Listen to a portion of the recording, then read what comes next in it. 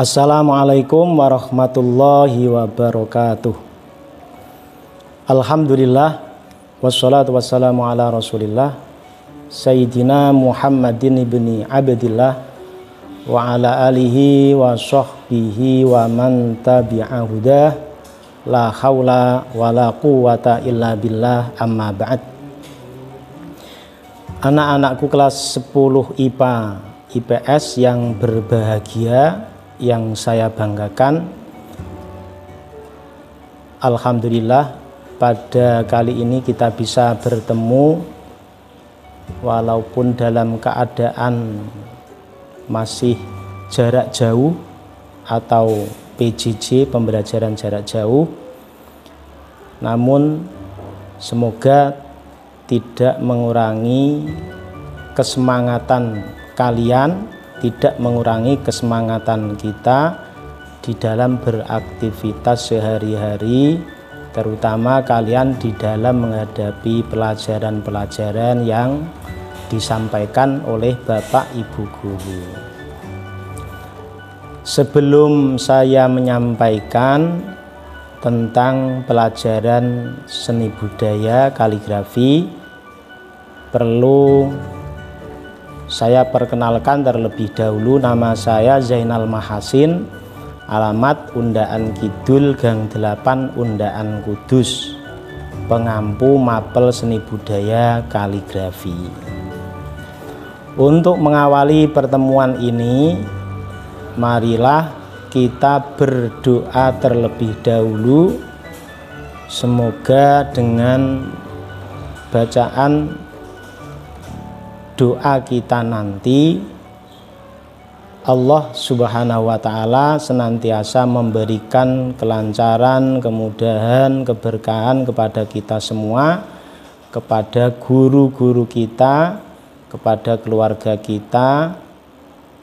Amin Allahumma amin. Ala hadhihi niyah wa ala kulli niyatin sholihah. Al-Fatihah. A'udzubillahi minasyaitonir rajim. Bismillah. Alhamdulillahirabbil alamin arrahmanir rahim maliki yaumiddin iyyaka na'budu wa iyyaka nasta'in ihdinas siratal mustaqim siratal ladzina an'amta 'alaihim ghairil maghdubi 'alaihim waladdallin. Amin. Terima kasih. Selanjutnya pendahuluan. Sebelum kita membahas pada bab pertama, terlebih dahulu saya sampaikan hal-hal yang perlu kalian persiapkan untuk pelajaran seni budaya ini, pelajaran kaligrafi, yaitu yang perlu kalian siapkan: 1. Buku tulis untuk tugas khusus kaligrafi yang dilengkapi dengan identitas kalian, meliputi nama, ditulis yang jelas, nomor absen, kelas, wali kelas. Nanti wali kelas cukup ditulis dengan kode nama bapak atau ibu guru wali kelas. Jangan sampai kalian tidak tahu kode dari bapak atau ibu guru wali kelas kalian. Selanjutnya dilengkapi dengan alamat. Alamat ditulis cukup singkat saja, yang penting jelas. Itu yang perlu kalian persiapkan. Selanjutnya pena kaligrafi. Pena kaligrafi bisa kalian gunakan handam. Untuk kali ini tidak saya wajibkan menulis dengan handam terlebih dahulu, karena masih PJJ. Jadi yang penting kalian nanti menulis dengan pena kaligrafi. Yang perlu difahami ya, pena kaligrafi itu bisa berupa handam atau pensil, spidol, ataupun juga boleh kalian menggunakan qalamul khatti, pena khusus untuk penulisan kaligrafi. Pena kaligrafi tadi yang sudah disonggat atau dipences terlebih dahulu agar pena kalian bisa dibuat menulis kaligrafi. Sekarang caranya menyonggat pena. Jadi pena kalian itu harus sudah dibentuk sedemikian rupa agar nanti ketika kalian menulis kaligrafi itu bisa sesuai dengan kaidah kaligrafi. Jangan menggunakan pena yang belum dibentuk. Misalkan pensil masih apa adanya, disisik seperti biasa, dilancipi, itu kalau cuma satu tidak bisa membentuk, kecuali kalau kalian menggunakan dua. Di sini saya sampaikan cara menyonggat pena. Penanya pipihkan terlebih dahulu atau di gepengno, gampangane ngoten, dipipihkan. Kalau sudah pipih baru dimiringkan dengan menggunakan cutter. Kalau penanya berupa pensil, cukup dengan menggunakan amplas bangunan dengan kode CC280CW. Caranya mudah sekali. Pensil yang sudah kalian pipihkan tadi, yang sudah digepengkan, yang sudah dipipihkan, letakkan di atas amplas dengan posisi pensil agak miring, cenderung ke belakang. Jadi amplas taruh di atas meja ataupun di permukaan yang rata. Setelah itu pensilnya ditarik ke belakang. Jadi posisinya harus agak miring, jangan tegak lurus. Nanti kalau tegak lurus tidak terbentuk lagi pena kalian. Jadi harus agak miring. Setelah itu ditarik ke belakang sampai permukaan mata pena menjadi rapi, rata, dan miring kira-kira 25 derajat. Yang penting kelihatan miring gitu. Jangan sampai tegak, nanti dibuat menulis khotnasi susah kalau posisinya itu tegak.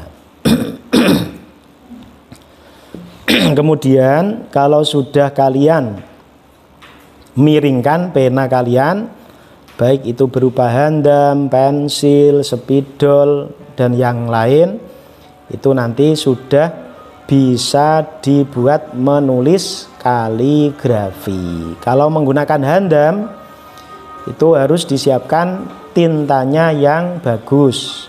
Ya, tinta Cina yang sering kita pakai itu tinta Cina. Warna hitam boleh, merah boleh, kuning boleh, coklat boleh, terserah sesuai selera Anda. Itu mengenai caranya menyonggat pena kaligrafi. Setelah hal-hal yang diperlukan untuk pelajaran kaligrafi atau SBY sudah siap, kemudian mulailah praktek di buku tugas kalian yang sudah kalian persiapkan tadi untuk pemanasan, untuk permulaan dalam kegiatan ataupun pelajaran kaligrafi ini. Pertama-tama kalian membuat titik satu, artinya satu titik seperti gambar belah ketupat. Jadi posisinya harus kotak dan penempatannya ataupun posisinya harus benar. Jadi penanya itu pena yang sudah dibentuk tadi, letakkan pada buku kalian, tarik ke kanan agak miring, tarik ke arah kanan agak miring, sehingga nanti bisa membentuk seperti belah ketupat, artinya persegi 4 gitu ya. Membuat titik satu seperti gambar belah ketupat berulang kali sampai sebanyak mungkin, sebanyak-banyaknya. Membuat titik itu harus benar, jangan asal yang penting membuat titik semaunya, tidak sesuai dengan kaidah kaligrafi, jangan. Karena titik yang kalian buat itu nanti menjadi rumus setiap huruf. Ketika kalian menulis titik itu salah, nanti ukuran huruf kaligrafi yang kalian tulis juga tidak proporsional, tidak sesuai dengan kaidah yang ditentukan. Itu. Jadi pertama menulis titik 1 dulu, titik 1 entah itu nanti untuk titik ba, nun, fa dan seterusnya itu kan titiknya juga harus benar dan pas penempatannya, posisinya juga pas. Kalau titik 1 sudah dibuat berulang-ulang sampai sebanyak mungkin. Kalau seandainya ada pertanyaan, sebanyak mungkin itu seberapa Pak? Misalkan 1 halaman atau 2 halaman juga boleh. Jangan hanya beberapa titik saja. 1 halaman atau 2 halaman untuk 1 titik ditata yang rapi, dijajar yang rapi, diteruskan, disempurnakan titiknya. Kalau sudah selesai titik 1, kemudian membuat titik 2 dijajar yang rapi. Usahakan sudut titik yang 1 bertemu dengan sudut titik yang lain secara bagus. Lakukan pula berulang-ulang seperti kalian membuat titik 1 yang tadi. Jadi misalkan yang tadi kalian menulis 1 titik itu sampai 1 halaman atau 2 halaman, lakukan pula titik 2. Tadi sudah saya jelaskan, titiknya itu harus sudut titik yang kiri dengan, maksud saya titiknya yang 1 dengan sudutnya titik yang 1 lagi, itu sudutnya bisa bertemu. Jadi menjajarnya jangan salah, jangan asal di jejerno terus ketemune jejerno, olehmu jejerno salah. Ini jangan sampai. Harus tepat dalam meletakkan posisi titik. Kemudian setelah kalian menulis titik 1 sudah, menulis titik 2 dijajar yang rapi juga sudah. Kemudian menulis titik lagi 3 titik dijajar yang rapi sebagaimana aturan pada khot naskhi, yaitu 2 titik dijajar rapi, kemudian 1 titik letakkan di antara titik 1 dengan titik yang kedua. Jadi cara menyusunnya titik juga harus benar seperti yang sudah saya sampaikan tadi. Jadi yang kalian pelajari untuk kelas 10 ini nanti selama 1 tahun yang kalian pelajari khotnya itu adalah khot naskhi. Khot naskhi itu yang biasanya untuk penulisan Al-Quranul Karim, itu khotnya khot naskhi. Itu untuk pemanasan ya, pemanasan dalam pelajaran kaligrafi, membuat titik sebanyak-banyaknya. Kalau sudah nanti kalian bisa praktek pada huruf yang lain atau praktek huruf. Kemudian lihatlah gambar pada slide berikut ini, cermati dengan baik, kemudian fahami keterangannya dengan rumus-rumus titik pada setiap huruf yang menjadi ketentuan kaidah huruf agar bisa menulis dengan baik dan benar sesuai kaidah kaligrafi. Ini contoh-contoh huruf. Kalian pahami. Di sini belum memasuki pada rumus atau kaidah per hurufnya, tapi untuk permulaan ini kalian harus memahami tentang huruf-huruf yang cara menulisnya itu di atas garis atau menerjang garis. Itu yang perlu kalian pahami. Di sini saya ambilkan contoh penentuan garis dari buku yang lain. Kalau buku pegangan yang kita pakai itu adalah buku karangan beliau Bapak Didin Sirojudin, asal Jakarta Kuningan. Ini yang menjadi buku pegangan kita. Tapi ini saya ambilkan dari buku yang lain. Di sini dijelaskan, bisa kalian lihat, al-huruful lati tuktabu fauqas satri. Huruf-huruf yang cara menulisnya itu selalu di atas garis. Ini secara kaidah. Walaupun nanti seandainya kalian sudah pandai dalam menulis, itu tidak menutup kemungkinan tidak harus seperti ini. Misalkan huruf-huruf yang harusnya ditulis di atas garis tapi ternyata dalam penyusunan dan menemui media yang tidak sesuai kaidah pun, kalau mungkin kalian sudah mampu, itu juga boleh-boleh saja. Di sini kita mengikuti kaidah terlebih dahulu. Jadi huruf-huruf yang cara menulisnya itu selalu di atas garis, satu adalah huruf alif, ba. Ba itu berarti juga huruf yang menyerupai seperti ta, sa juga sama walaupun di sini tidak ditulis. Dal, zal, to, zo, fa, kaf, zinadi, ya, kaf yang ditulis secara memanjang.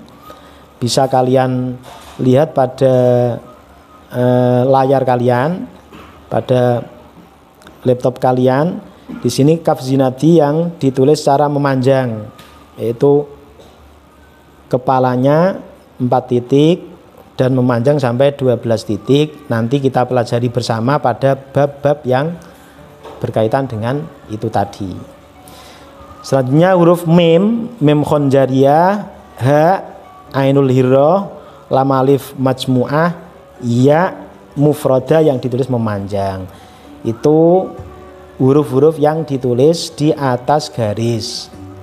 Adapun huruf-huruf yang ditulis menerjang garis itu al-huruful lati yuktabu juz'un minha tahtas satri wahya jim ra ar-rahmaniyah sin shad ain qaf lam mim nun wawu dan ya.